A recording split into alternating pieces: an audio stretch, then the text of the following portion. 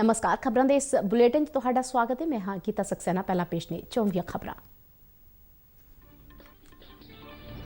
कौमी वार मैमोरीअल दिल्ली तो शुरू हुई स्वर्णिम मशाल यात्रा का फरीदकोट च होया निੱਘਾ स्वागत।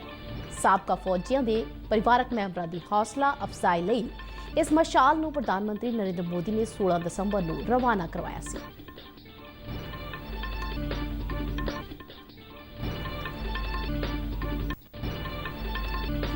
कांग्रेस ने मोहाली नगर निगम ते भी कब्जा जमाया।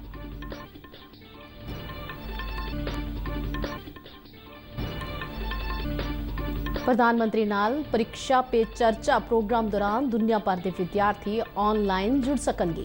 केंद्रीय सिक्ख्या मंत्री रमेश पोखरियाल निशंक ने दस्सिया है कि इस चर्चा च हिस्सा लैण वालियां दी चोण ऑनलाइन मुकाबले राहीं होवेगी। प्रधानमंत्री नरेंद्र मोदी ने कहा है कि एक सेहतमंद भारत के निर्माण के नाल तुहाड नूं भी कोविड-19 तो मुक्त बनाउण ते यतन जारी। देश विच कोविड-19 की रिकवरी दर 97% तो वध हुई। हुण तक 94,22,000 तो वध लाभार्थियों का टीकाकरण किया जा चुका है।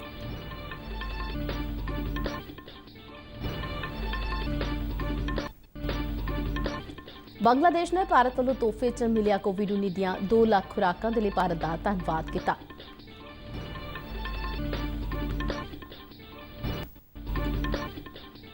सुप्रीम कोर्ट ने ई वोटिंग सिस्टम राਹੀਂ मतदान की सहूलत बारे दायर पटीशन ते भारतीय चोण कमीशन ਅਤੇ केंद्र सरकार ਨੂੰ अपना पक्ष रखने ਲਈ ਕਿਹਾ। ਤੇ ਹੁਣ ਖਬਰਾਂ ਵਿਸਥਾਰ ਨਾਲ। 1971 ਦੀ ਭਾਰਤ ਪਾਕਿਸਤਾਨ ਜੰਗ ਦੇ ਸ਼ਹੀਦਾਂ ਨੂੰ ਸਨਮਾਨ ਦੇਣ ਲਈ ਬੀਤੇ ਸਾਲ 16 ਦਸੰਬਰ ਨੂੰ ਦਿੱਲੀ ਦੇ ਕੌਮੀ ਵਾਰ ਮੈਮੋਰੀਅਲ ਤੋਂ ਸ਼ੁਰੂ ਹੋਈ ਮਸ਼ਾਲ ਯਾਤਰਾ ਅੱਜ ਫਰੀਦਕੋਟ ਦੇ BSF ਹੈੱਡਕੁਆਰਟਰ ਤੇ ਪੁੱਜੀ। ਭਾਰਤ ਪਾਕਿਸਤਾਨ ਜੰਗ ਦੀ 50ਵੀਂ ਵਰ੍ਹੇਗੰਢ ਮੌਕੇ ਕੌਮੀ ਜੰਗੀ ਯਾਦਗਾਰ ਤੋਂ 4 ਮਸ਼ਾਲਾਂ ਜਗਾ ਕੇ ਚਾਰੇ ਦਿਸ਼ਾਵਾਂ ਵੱਲ ਰਵਾਨਾ ਕੀਤੀਆਂ ਗਈਆਂ ਸਨ। ਸਵਰਨਿਮ ਵਿਜੇ ਨਾਂ ਦੀਆਂ ਇਹ ਮਸ਼ਾਲਾਂ ਵੱਖ-ਵੱਖ ਸ਼ਹਿਰਾਂ ਦੇ ਵਿੱਚ ਸ਼ਹੀਦਾਂ ਦੇ ਪਰਿਵਾਰਾਂ ਦੇ ਘਰਾਂ ਤੱਕ ਜਾ ਕੇ ਉਹਨਾਂ ਨੂੰ ਸਨਮਾਨ ਅਤੇ ਪਰਿਵਾਰਕ ਮੈਂਬਰਾਂ ਨੂੰ ਹੌਸਲਾ ਦੇ ਰਹੀਆਂ ਨੇ। BSF ਦੇ ਫਰੀਦਕੋਟ ਵਿਚਲੇ ਹੈੱਡਕੁਆਰਟਰ ਪੁੱਜਣ ਤੇ ਇਸ ਮਸ਼ਾਲ ਦਾ ਸਵਾਗਤ ਡਿਪਟੀ ਕਮਾਂਡੈਂਟ ਸ਼ਾਮ ਕੁਮਾਰ ਨੇ ਕੀਤਾ। ਮਗਰੋਂ ਉਹਨਾਂ ਇਹ ਮਸ਼ਾਲ DIG ਰਾਜੀਵ ਲੋਏ ਨੂੰ ਸੌਂਪੀ। इस मौके राष्ट्रीय गीत भी गाया गया। सलामी मगरों इस स्वर्णिम मशाल नूं भारतीय फौज के मेजर अमन कुमार नूं सौंपिया गया, जिहड़े उसनूं फौजी कैंप तक लै गए। इस मौके केंद्रीय विद्यालय के विद्यार्थियों विचाले एक पेंटिंग मुकाबला भी करवाया जा रहा है। यह मुकाबला 1971 की जंग नाल संबंधित है। 22 फरवरी तो यह मशाल फाजिलका लई रवाना होगी। BSF के DIG राजीव लोए ने 1971 की भारत पाकिस्तान जंग दौरान भारतीय फौज के जवानों और अधिकारियों वालों दिखाई गई बहादरी नूं याद किया। इस मौके फ्रंट लाइन से दुश्मनों के दंद खट्टे करने लई BSF वालों दिते गए योगदान नूं भी याद किया गया। उन्होंने दस्सिया कि इस जंग की 50वीं वर੍ਹੇਗੰਢ ਅਤੇ ਜਿੱਤ ਨੂੰ ਧਿਆਨ 'ਚ ਰੱਖਦਿਆਂ ਪ੍ਰਧਾਨਮੰत्री नरेंद्र मोदी ने दिल्ली तो यह जेतू मशाला पूरे भारत के कोने-कोने ते शहीदों के परिवारों नूं नमन करन ਅਤੇ उन्हां दी हौसला अफजाई लई भेजिया ने। ये जो स्वर्णिम विजय मशाल है, जैसे आपने सुना होगा, ये माननीय प्रधानमंत्री जी ने पिछले साल दिसंबर में इसकी शुरुआत की।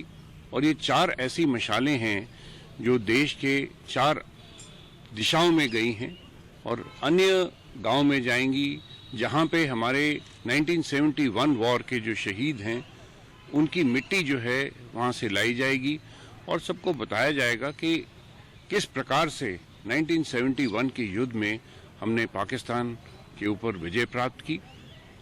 और साथ ही साथ मैं ये भी बताना चाहूँगा कि हमारे BSF आर्टिलरी के जो 50 साल पूरे होने वाले हैं इस साल ही है, तो मैं समझता हूँ कि ये हमारे लिए एक बहुत गौरव का विषय है और बहुत एक ऑनर है कि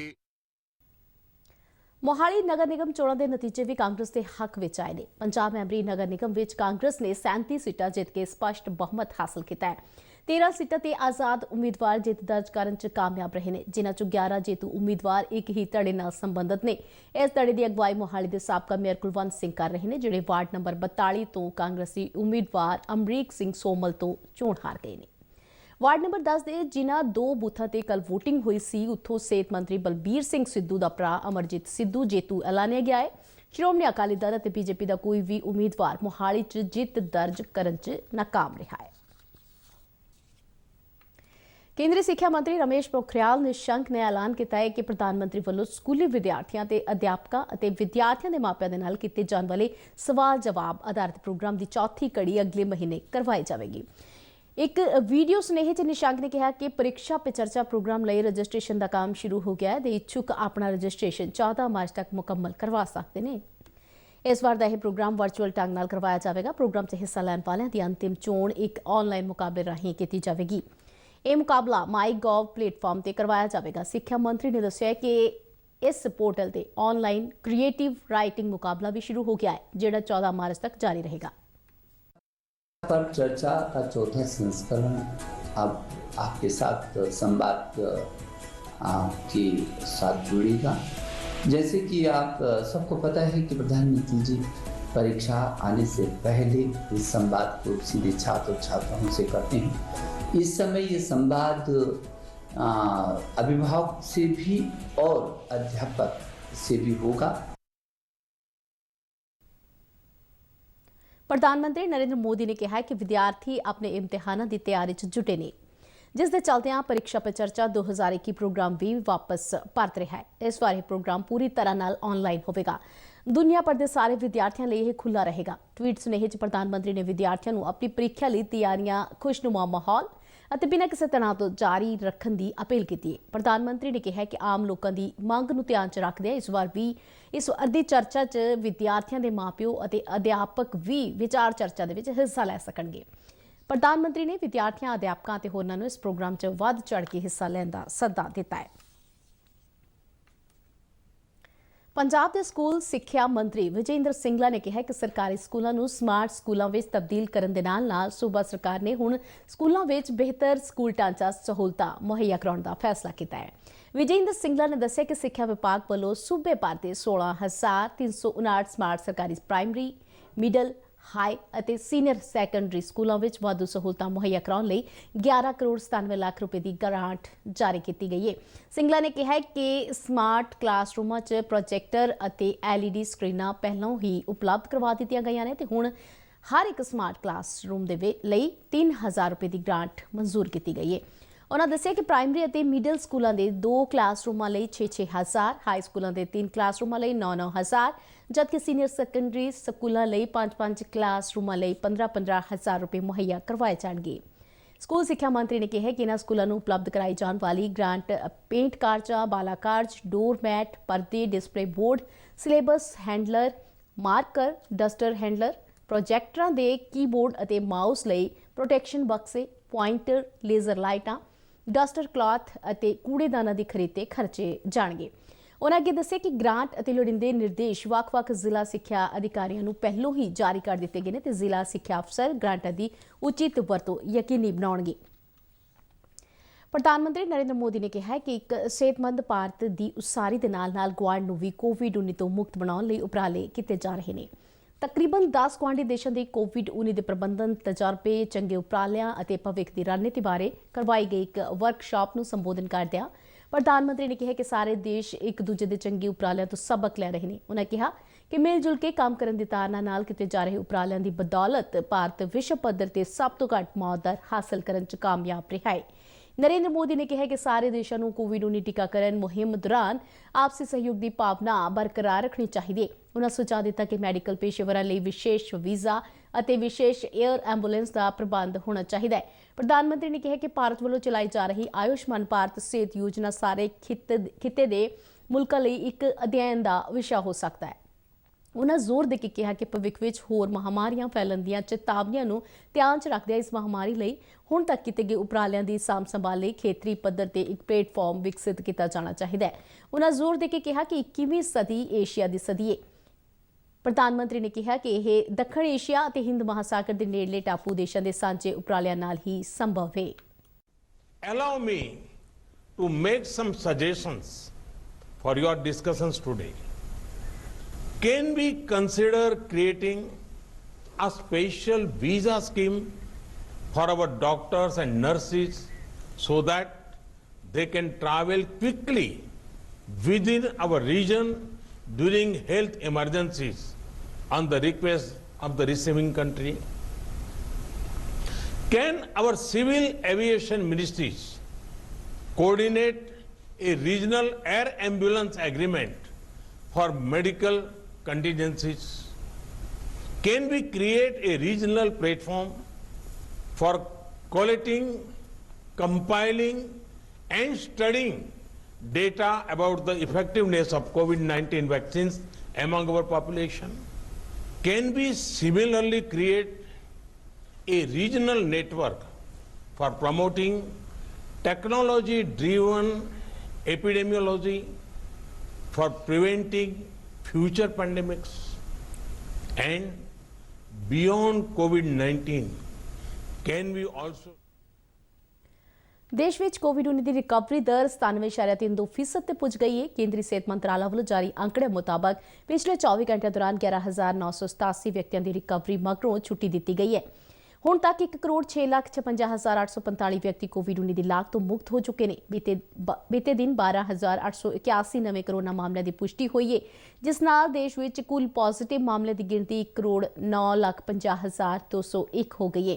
ਆંકੜੇ ਮੁਤਾਬਕ ਪਿਛਲੇ 24 ਘੰਟਿਆਂ 'ਚ ਕੋਰੋਨਾ ਮਹਾਮਾਰੀ ਨਾਲ 101 ਮੌਤਾਂ ਹੋਈਆਂ ਨੇ। ਦੇਸ਼ ਵਿੱਚ ਹੁਣ ਤੱਕ 94,22,228 ਲਾਭਪਾਤਰੀਆਂ ਨੂੰ ਕੋਰੋਨਾ ਦੇ ਟੀਕੇ ਲਗਾਏ ਜਾ ਚੁੱਕੇ ਨੇ। ਬੰਗਲਾਦੇਸ਼ ਨੇ ਭਾਰਤ ਵੱਲੋਂ ਪਿਛਲੇ ਮਹੀਨੇ ਤੋਹਫੇ ਵਜੋਂ ਕੋਵਿਡ-19 ਵੈਕਸੀਨੇਸ਼ਨ ਦੀਆਂ 2 ਲੱਖ ਖੁਰਾਕਾਂ ਦੇਣ ਲਈ ਭਾਰਤ ਦਾ ਧੰਨਵਾਦ ਕੀਤਾ। ਪ੍ਰਸਾਰ ਭਾਰਤੀ ਨਾਲ ਗੱਲਬਾਤ ਕਰਦਿਆਂ ਬੰਗਲਾਦੇਸ਼ ਦੇ ਵਿਦੇਸ਼ ਮੰਤਰੀ ਡਾਕਟਰ AK ਅਬਦੁਲ ਮੋਮੈਨ ਨੇ ਇਸ ਗੱਲ ਤੇ ਵੀ ਤਸੱਲੀ ਪ੍ਰਗਟਾਈ ਕਿ ਸੀਰਮ ਇੰਸਟੀਚਿਊਟ ਆਫ ਇੰਡੀਆ ਵੱਲੋਂ ਵੈਕਸੀਨੇਸ਼ਨ ਦੀ ਸਪਲਾਈ ਭਵਿੱਖ ਵਿੱਚ ਵੀ ਉਲੀਕ ਕੇ ਪ੍ਰੋਗਰਾਮ ਤਹਿਤ ਜਾਰੀ ਰੱਖੀ ਜਾਵੇਗੀ। ਬੰਗਲਾਦੇਸ਼ ਸਰਕਾਰ ਵੱਲੋਂ ਵੱਖੋ-ਵੱਖਰੇ ਦੇਸ਼ਾਂ ਦੇ ਸਫਾਰਤਖਾਨਿਆਂ ਦੇ ਅਧਿਕਾਰੀਆਂ ਤੇ ਹੋਰਨਾਂ ਕਰਮਚਾਰੀਆਂ ਲਈ ਵਿਸ਼ੇਸ਼ ਟੀਕਾਕਰਨ ਮੁਹਿੰਮ ਚਲਾਈ ਜਾ ਰਹੀ ਹੈ। ਇਸ ਦੌਰਾਨ ਬੰਗਲਾਦੇਸ਼ ਦੇ ਵਿਦੇਸ਼ ਮੰਤਰੀ ਨੇ ਭਾਰਤ, ਬਰਤਾਨੀਆ ਤੇ ਹੋਰਨਾਂ ਸਫਾਰਤੀ ਅਧਿਕਾਰੀਆਂ ਦੇ ਨਾਲ ਕੋਵਿਡ-19 ਰੋਕੂ ਟੀਕੇ ਦੀ ਡੋਜ਼ ਹਾਸਲ ਕੀਤੀ। ਡਾਕਟਰ ਮੋਮੈਨ ਨੇ ਕਿਹਾ ਕਿ ਬੰਗਲਾਦੇਸ਼ 'ਚ ਕੋਰੋਨਾ ਵਾਇਰਸ ਦੇ ਫੈਲਾਅ ਨੂੰ ਕਾਬੂ ਹੇਠ ਰੱਖਣ ਲਈ ਕਈ ਉਪਰਾਲੇ ਕੀਤੇ ਗਏ ਨੇ। ਉਨ੍ਹਾਂ ਦੱਸਿਆ ਕਿ ਦੇਸ਼ ਵਿੱਚ ਇਸ ਮਹਾਮਾਰੀ ਨਾਲ ਮਰਨ ਵਾਲਿਆਂ ਦੀ ਗਿਣਤੀ 8,000 ਦੇ ਆਸ-ਪਾਸ ਹੈ। ਉਨ੍ਹਾਂ ਕਿਹਾ ਕਿ ਪ੍ਰਧਾਨ ਮੰਤਰੀ ਸ਼ੇਖ ਹਸੀਨਾ ਨੇ ਮਹਾਮਾਰੀ ਦੇ ਪਹਿਲੇ ਦਿਨ ਤੋਂ ਹੀ ਇਸ ਬਿਮਾਰੀ ਦੇ ਨਾਲ ਟਾਕਰੇ ਦੇ ਲਈ ਇੱਕ ਮਿੱਥੀ ਰਣਨੀਤੀ ਤਹਿਤ ਕੰਮ ਕੀਤਾ। ਉਨ੍ਹਾਂ ਕਿਹਾ ਕਿ ਕੋਰੋਨਾ ਕਾਲ ਦੌਰਾਨ ਹਰ ਘਰ ਤੱਕ ਖੁਰਾਕ ਪਹੁੰਚਾਉਣ ਦੇ ਲਈ ਕਈ ਉਪਰਾਲੇ ਕੀਤੇ ਗਏ। ਸੁਪਰੀਮ ਕੋਰਟ ਨੇ ਅੱਜ ਵੋਟਿੰਗ ਪ੍ਰਣਾਲੀ ਦੇ ਵਿਕੇਂਦਰੀਕਰਨ ਨਾਲ ਭਾਰਤ ਦੇ ਨਾਗਰਿਕਾਂ ਨੂੰ ਵੋਟਿੰਗ ਸਿਸਟਮ ਰਾਹੀਂ ਮਤਦਾਨ ਦੀ ਸਹੂਲਤ ਦੇਣ ਸੰਬੰਧੀ ਇੱਕ ਪਟੀਸ਼ਨ ਤੇ ਭਾਰਤੀ ਚੋਣ ਕਮਿਸ਼ਨ ਅਤੇ ਕੇਂਦਰ ਸਰਕਾਰ ਤੋਂ ਜਵਾਬ ਮੰਗਿਆ ਹੈ। Chief justice S.A. ਬੋਬਡੇ ਦੀ ਅਗਵਾਈ ਵਾਲੇ 3 ਮੈਂਬਰੀ ਬੈਂਚ ਵੱਲੋਂ ਕੇਰਲ ਦੇ ਇੱਕ ਵਸਨੀਕ ਕੇ ਸਤਿਅਨ ਵੱਲੋਂ ਦਾਇਰ ਪਟੀਸ਼ਨ ਤੇ ਸੁਣਵਾਈ ਦੌਰਾਨ ਬੈਂਚ ਨੇ ਪਹਿਲੋਂ ਅੰਦੇਸ਼ਾ ਜ਼ਾਹਿਰ ਕਰਦਿਆਂ ਪਟੀਸ਼ਨਰ ਕੋਲੋਂ ਸਵਾਲ ਕੀਤਾ ਕਿ ਕਾਨੂੰਨ ਤੁਹਾਡੀ ਕਿਵੇਂ ਮਦਦ ਕਰ ਸਕਦਾ ਹੈ ਜੇ ਤੁਸੀਂ ਮਤਦਾਨ ਲਈ ਆਪਣੇ ਹਲਕੇ ਵਿੱਚ ਮੌਜੂਦ ਨਹੀਂ ਹੋ, ਜਾਂ ਜੇ ਵੋਟਰ ਹਲਕੇ ਦੇ ਵਿੱਚ ਨਹੀਂ ਆਉਣਾ ਚਾਹੁੰਦਾ ਅਤੇ ਇਸ ਦੇ ਨਾਲ-ਨਾਲ ਉਸ ਨੂੰ ਮਤਦਾਨ ਦੇ ਹੱਕ ਤੋਂ ਵੀ ਵਾਂਝਾ ਨਾ ਰੱਖਿਆ ਜਾਵੇ। ਐਡਵੋਕੇਟ ਕਾਲੀਸਵਰਮ ਰਾਜ ਨੇ ਪਟੀਸ਼ਨਰ ਦੀ ਤਰਫੋਂ ਪੇਸ਼ ਹੁੰਦਿਆਂ ਕਿਹਾ ਕਿ ਚੋਣ ਕਾਨੂੰਨਾਂ ਨੂੰ ਆਧੁਨਿਕ ਸਮੇਂ ਅਤੇ ਤਕਨਾਲੋਜੀ ਦਾ ਹਾਣੀ ਬਣਾਉਣ ਦੀ ਲੋੜ ਹੈ। ਉਨ੍ਹਾਂ ਸੁਝਾਅ ਦਿੱਤਾ ਕਿ ਨਿੱਜਤਾ ਦੇ ਅਧਿਕਾਰਾਂ ਦੀ ਰਾਖੀ ਨੂੰ ਯਕੀਨੀ ਬਣਾਉਂਦਿਆਂ ਤਰੁੱਟੀ ਰਹਿਤ ਪਛਾਣ ਦੇ ਮਕਸਦ ਲਈ OTP ਸਿਸਟਮ ਤਿਆਰ ਕੀਤਾ ਜਾਵੇ। ਪਟੀਸ਼ਨਰ ਨੇ EVM ਮਸ਼ੀਨਾਂ ਵਿੱਚ ਡਬਲ ਡਾਟਾਬੇਸ ਸਿਸਟਮ ਵਰਤੇ ਜਾਣ ਦੀ ਵੀ ਮੰਗ ਕੀਤੀ। ਪਟੀਸ਼ਨ ਵਿੱਚ ਕਿਹਾ ਗਿਆ ਹੈ ਕਿ ਪ੍ਰਵਾਸੀ ਮਜ਼ਦੂਰਾਂ, ਮੁਲਾਜ਼ਮਾਂ, ਵਿਦਿਆਰਥੀਆਂ, ਹਲਕੇ ਤੋਂ ਬਾਹਰ ਰਹਿ ਰਹੇ ਬਿਜ਼ਨਸ ਪੇਸ਼ੇਵਰਾਂ ਦੇ ਨਾਲ-ਨਾਲ ਗੈਰ ਪ੍ਰਵਾਸੀ ਭਾਰਤੀਆਂ ਤੇ ਬਾਹਰ ਰਹਿੰਦੇ ਪ੍ਰਵਾਸੀ ਮਜ਼ਦੂਰਾਂ ਨੂੰ ਆਪਣੇ ਕੰਮਕਾਰ, ਧੰਦੇ, ਸਿੱਖਿਆ, ਵਪਾਰ, ਬਿਜ਼ਨਸ ਅਤੇ ਵਿਆਹ ਸ਼ਾਦੀ ਆਦਿ ਕਰਕੇ ਲੰਬੇ ਸਮੇਂ ਤੋਂ ਚੋਣ ਅਮਲ ਤੋਂ ਦੂਰ ਰਹਿਣਾ ਪੈਂਦਾ ਹੈ। ਕੇਂਦਰੀ ਵਣਜ ਅਤੇ ਸਨਅਤ ਮੰਤਰੀ ਪਿਊਸ਼ ਗੋਇਲ ਨੇ ਕਿਹਾ ਕਿ ਭਾਰਤ ਅਤੇ ਅਮਰੀਕਾ ਵਿਚਾਲੇ ਦੁਵੱਲਾ ਵਪਾਰ ਕਾਫੀ ਤੇਜ਼ੀ ਨਾਲ ਵਧ ਰਿਹਾ ਹੈ ਤੇ ਹੁਣ ਵੀ ਇਸ ਦੇ ਵਿੱਚ ਵਿਸਥਾਰ ਦੀਆਂ ਕਈ ਸੰਭਾਵਨਾਵਾਂ ਮੌਜੂਦ ਨੇ। ਅਮਰੀਕਾ ਭਾਰਤ ਵਪਾਰਕ ਕੌਂਸਲ ਦੇ ਸਾਲਾਨਾ ਸਮਾਗਮ ਨੂੰ ਵੀਡੀਓ ਕਾਨਫਰੰਸਿੰਗ ਰਾਹੀਂ ਸੰਬੋਧਨ ਕਰਦਿਆਂ ਗੋਇਲ ਨੇ ਕਿਹਾ ਕਿ ਦੁਵੱਲੇ ਵਪਾਰ ਦੌਰਾਨ $50 ਅਰਬ ਦਾ ਟੀਚਾ ਮਿਥਿਆ ਗਿਆ ਹੈ। ਉਨ੍ਹਾਂ ਆਸ ਪ੍ਰਗਟਾਈ ਕਿ ਦੋਵਾਂ ਮੁਲਕਾਂ ਵਿਚਾਲੇ ਵਧ ਰਹੀ ਆਪਸੀ ਭਾਈਵਾਲੀ ਨਾਲ ਇਸ ਟੀਚੇ ਨੂੰ ਹਾਸਲ ਕੀਤਾ ਜਾ ਸਕਦਾ ਹੈ। ਗੋਇਲ ਨੇ ਕਿਹਾ ਕਿ ਅਮਰੀਕਾ ਤੇ ਭਾਰਤ ਇੱਕ ਦੂਜੇ ਦੇ ਪੂਰਕ ਨੇ। ਉਨ੍ਹਾਂ ਕਿਹਾ ਕਿ ਅਮਰੀਕਾ ਭਾਰਤ ਨੂੰ ਆਧੁਨਿਕ ਤਕਨੀਕ, ਆਰਥਿਕ ਸਹਾਇਤਾ ਅਤੇ ਨਵਾਚਾਰ ਮੁਹੱਈਆ ਕਰਵਾ ਰਿਹਾ ਹੈ, ਜਦਕਿ ਭਾਰਤ ਕੋਲ ਤਿਆਰ ਮਾਲ ਦੀ ਖਪਤ ਦੇ ਲਈ ਇੱਕ ਵੱਡਾ ਬਾਜ਼ਾਰ ਉਪਲਬਧ ਹੈ। ਉਨ੍ਹਾਂ ਕਿਹਾ ਕਿ ਅਜੋਕੇ ਸਮੇਂ 'ਚ ਜਿੱਥੇ ਖੇਤੀ ਖੇਤਰ ਦੇ ਨਾਲ ਜੁੜੇ ਲੋਕਾਂ ਦੇ ਹਿੱਤਾਂ ਨੂੰ ਸੰਭਾਲਣ ਦੀ ਲੋੜ ਹੈ, ਉੱਥੇ ਆਮ ਲੋਕਾਂ ਤੱਕ ਮਾੜੀ ਕੁਆਲਿਟੀ ਵਾਲੇ ਉਤਪਾਦਾਂ ਨੂੰ ਪੁੱਜਣ ਤੋਂ ਰੋਕਣ ਦੀ ਵੀ ਲੋੜ ਹੈ। ਪਿਊਸ਼ ਗੋਇਲ ਨੇ ਕਿਹਾ ਕਿ ਭਾਰਤ ਦੇ ਵਿੱਚ ਰੱਖਿਆ, ਖੇਤੀ ਕਿਰਤ ਅਤੇ ਹੋਰਨਾਂ ਖੇਤਰਾਂ 'ਚ ਹੋ ਰਹੇ ਸੁਧਾਰਾਂ ਦੇ ਨਾਲ ਵਿਕਾਸ ਦੇ ਨਵੇਂ ਮੌਕੇ ਪੈਦਾ ਹੋਣਗੇ। ਉਨ੍ਹਾਂ ਕੇਂਦਰੀ ਬਜਟ ਵਿੱਚ ਬੀਮਾ ਖੇਤਰ ਦੇ ਵਿੱਚ ਸਿੱਧੀ ਵਿਦੇਸ਼ੀ ਪੂੰਜੀਕਾਰੀ ਦੀ ਹੱਦ ਵਧਾ ਕੇ 74% ਤੱਕ ਕਰਨ ਦਾ ਵੀ ਜ਼ਿਕਰ ਕੀਤਾ। ਕੇਂਦਰੀ ਸਮਾਜਿਕ ਨਿਆਂ ਤੇ ਅਧਿਕਾਰਤਾ ਮੰਤਰੀ ਥਾਵਰਚੰਦ ਗਹਿਲੋਤ ਨੇ ਕਿਹਾ ਕਿ ਪਿਛਲੇ 6 ਸਾਲਾਂ ਦੌਰਾਨ ਕੇਂਦਰ ਸਰਕਾਰ ਦੀਆਂ ਵੱਖੋ-ਵੱਖਰੀਆਂ ਸਕੀਮਾਂ ਨਾਲ ਤਕਰੀਬਨ 19 ਲੱਖ ਲਾਭਪਾਤਰੀਆਂ ਨੂੰ ਫਾਇਦਾ ਮਿਲਿਆ ਹੈ। ਦਿਵਿਆਂਗ ਵਿਅਕਤੀਆਂ ਨੂੰ 1,100 ਕਰੋੜ ਰੁਪਏ ਤੋਂ ਵੱਧ ਉਪਕਰਨ ਵੰਡੇ ਗਏ ਨੇ। ਮੁੰਬਈ ਵਿੱਚ ਦਿਵਿਆਂਗ ਹੋਸਟਲ ਦਾ ਨੀਂਹ ਪੱਥਰ ਰੱਖਣ ਮੌਕੇ ਬੋਲਦਿਆਂ ਉਹਨਾਂ ਕਿਹਾ ਕਿ ਸਰਕਾਰ ਦਿਵਿਆਂਗ ਵਿਅਕਤੀਆਂ ਦੇ ਹਿੱਤਾਂ ਨੂੰ ਧਿਆਨ 'ਚ ਰੱਖ ਕੇ ਕਈ ਵਿਸ਼ੇਸ਼ ਉਪਰਾਲੇ ਕਰ ਰਹੀ ਹੈ। ਮੁੰਬਈ ਵਿੱਚ ਬਣ ਰਹੇ ਇਸ 4 ਮੰਜ਼ਿਲਾ ਵਾਲੇ ਹੋਸਟਲ ਦੇ ਪਹਿਲੇ ਗੇਟ ਦੇ ਵਿੱਚ 30 ਕਮਰੇ ਉਸਾਰੇ ਜਾਣਗੇ। ਦੂਜੇ ਗੇਟ 'ਚ 8 ਮੰਜ਼ਿਲਾ ਇਮਾਰਤ ਮੁਕੰਮਲ ਕੀਤੀ ਜਾਵੇਗੀ, ਜਿਸ ਨਾਲ ਅਦਾਰੇ ਦੇ ਤਕਰੀਬਨ 140 ਵਿਦਿਆਰਥੀਆਂ ਨੂੰ ਫਾਇਦਾ ਹੋਵੇਗਾ। ਇਸ ਦੇ ਨਾਲ ਹੀ ਖਬਰਾਂ ਦਾ ਇਹ ਬੁਲੇਟਿਨ ਖਤਮ ਹੁੰਦਾ ਹੈ। ਇਜਾਜ਼ਤ ਦਿਓ, ਨਮਸਕਾਰ।